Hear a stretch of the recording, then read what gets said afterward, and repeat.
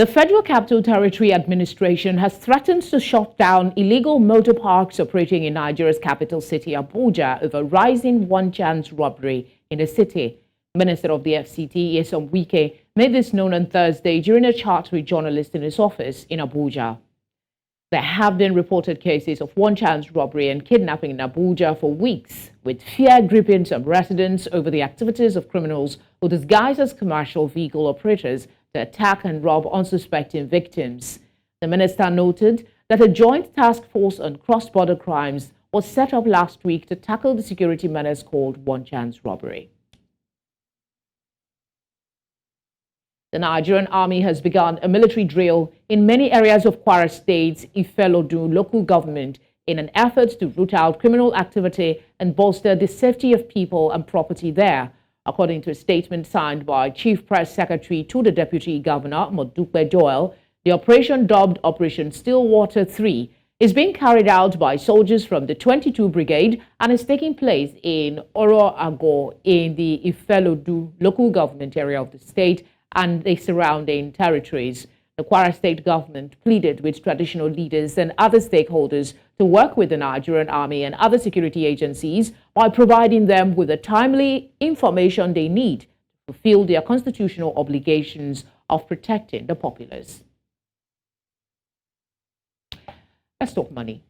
Nigeria's Naira fell to a new record low of 999 per dollar on the official market on Thursday, matching losses on the parallel market as pressure from dollar shortages persists. The Naira has been falling rapidly on the unofficial market, where it trades freely since currency limitations were removed from the official market in June. According to Refinitiv data, it fell to 1,100 per dollar on the parallel market and 980 per dollar on the official market on Tuesday. The Central Bank of Nigeria has pledged to periodically engage in the foreign exchange market in an effort to increase liquidity. To make better sense of all of this, we're joined by the Chief Executive Officer at APT Securities and Funds, Kassimu Garba, Kurfi. Thank you very much, Kassimu, for joining us on the news. The Naira has been on a free fall in the past few months. What is the reason behind this, particularly as it occurs at the official and parallel market? Well, the major reason is that already we had scarcity of dollar, and suddenly central bank decided to lift 43 items to permit to source the dollar in the same market where there is already scarcity. So this pushed the demand to go high, despite no enough dollar to meet of the existing demand plus the additional demand, which pushed the price to where we are today. Even as AMDQ today, the market closed at almost 1,999 per dollar compared to the official price of 780.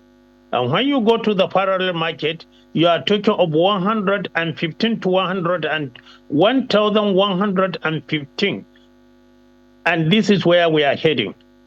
And the situation on the ground did not show any relief, despite the promise made by the central bank governor, who promised to make the dollar available, but there is nowhere to be found. It's been argued that this record low indicates increased import costs, inflationary pressures, and maybe higher rates of poverty for Nigerians. It serves as a sobering reminder of how susceptible developing nations are to changes in the global economy and currency swings. What steps may be taken to lessen these shocks? Well, this may be one of these, but one of the major reasons is that it doesn't give confidence of the local currency. So the rich people within the country are now speculating for the foreign currency to keep rather than keeping the Naira. Because you remember that at the beginning of this government, by June, we are talking of 600 per dollar. Today, we are talking of 1,150 per dollar. What does that mean? So your Naira keep on devaluation, and the rich people want to see that they speculate into the dollar. So the demand for the dollar is not for the mere importation, but rather by the speculation. So we need to have the confidence of the Naira before this unnecessary demand continue. Okay, you talked about the promises made by the CBN governor, but they've said that more steps will be taken to stabilize the value of the Naira in relation to the US dollar. What are these steps? And in your opinion, how effective would they be? Well, the step is that they have to borrow because they don't have it.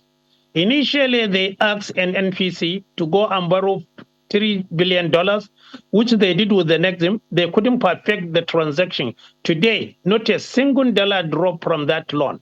Now, CBN decided to go to the IMF World Bank and looking for $1.4 billion. These are just a drop of water into the ocean. We need between $6 to $10 billion. And we're supposed to have plan, work for this, get this clear before we even decided to allow the ban item to now come into the market. So the truth of the matter that for now, we do not see serious measures by the government to stop the speculators from speculating into the currency. So we need to meet up the gap. And this can only be done by substantial borrowing outside. And I do not see that measures taken immediately. The other alternative is to increase our production in the crude oil. Yes, by the end of the month of September, the production moved from 1.2 million barrel per day to 1.5. But we need to go to 2 million barrel per day before we can get substantial dollar that will stabilize the economy. Alternatively, the government should push the completion of the Dangote refinery and the Port Harcourt refinery so that the production of these will reduce the demand for the currency for import refined product. Because if we can stop that, that will give us a big relief. And we need such relief to stabilize the fluctuation of the currency that we are getting because of the high demand. We do need more relief across boards. Thank you very much, Kassimu, for speaking with us. Thank you for having me.